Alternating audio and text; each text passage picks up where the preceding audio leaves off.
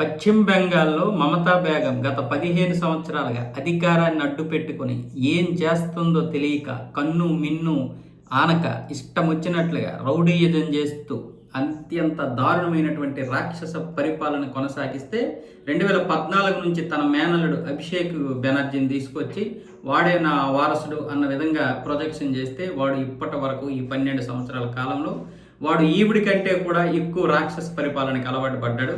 మిగతా వ్యవస్థలన్నింటినీ నాశనం చేసేసాడు. రాజకీయ వ్యవస్థలే కాదు, మొత్తం పరిపాలనా వ్యవస్థ మొత్తం అవినీతిని చూపించేశాడు. వీడాడిందే ఆట, పాడిందే పాట. ఈరోజు ఏమైంది?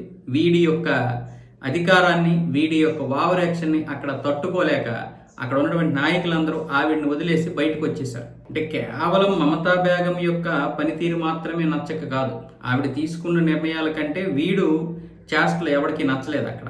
దాంతో ఇప్పుడు 60 మంది ఎమ్మెల్యేలు బయటకు వచ్చేసి నిరసనలు తెలుపుతున్నారు. అలాగే శాసనసభాపక్ష నేతగా ఋతుబ్రత బెనర్జీని ఎన్నుకున్నారంటే అర్థం చేసుకోండి.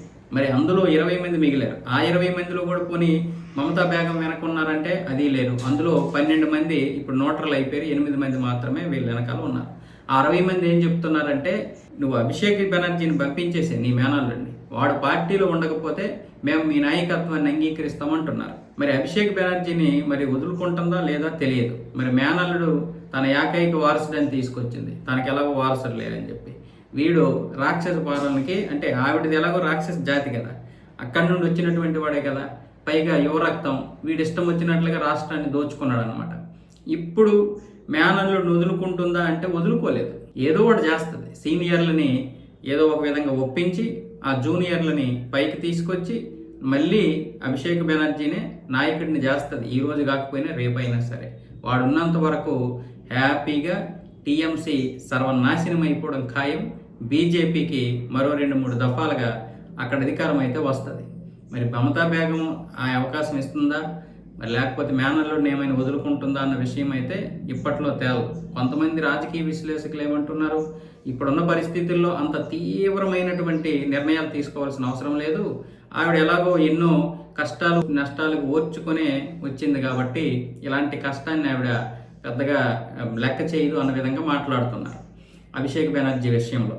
కానీ అభిషేక్ బెనర్జీ విషయంలో లెక్క చేయకపోవచ్చు, కానీ ఇప్పుడున్నటువంటి పార్టీ పూర్తిగా ముక్కలు అయిపోతుంటే మరి నిర్ణయాలు తీసుకోకపోతే ఏం చేస్తుంది? అసలు రేపు భవిష్యత్తులో పార్టీయే లేకపోతే మహారాష్ట్రలో ఏం జరిగింది ఆవిడకి తెలియదా?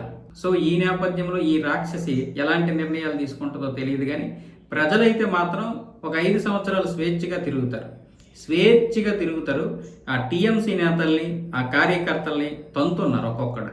లేకపోతే వాళ్ళు కట్ మనీ పేరుతో విపరీతమైన డబ్బులు వసూలు చేస్తే నాకు సంబంధం లేదని చెప్తుంది ఈవిడ. మరి దేనికి నీకు సంబంధం? హిందువుల్ని ఊచకోత కోస్తే నీకు సంబంధం లేదు, సజీవ దహనం చేస్తే నీకు సంబంధం లేదు, మానభంగాలు చేస్తే నీకు సంబంధం లేదు, వాళ్ళ యొక్క భూములు లాక్కుంటే నీకు సంబంధం లేదు. దేనికే మరి నీకు సంబంధం ఉంటుంది? దేనికి సంబంధం ఉంటుంది నీకు? మనుషులంటే అంత విలువ లేదు. ముఖ్యంగా హిందూ జాతి అంటే ద్వేషంతో రగిలిపోద్ది. అధికారాన్ని అడ్డం పెట్టుకుని అదే హిందువుల ఓట్లతో గెలిచి వాళ్ళ యొక్క నాశనాన్ని కోరుకున్నటువంటి వ్యక్తే కాకుండా వాళ్ళని పూర్తిగా నాశనం చేసేటటువంటి ఈ రాక్షస్కి ఇంకా దారుణమైనటువంటి గతి పడుతుంది చూడండి.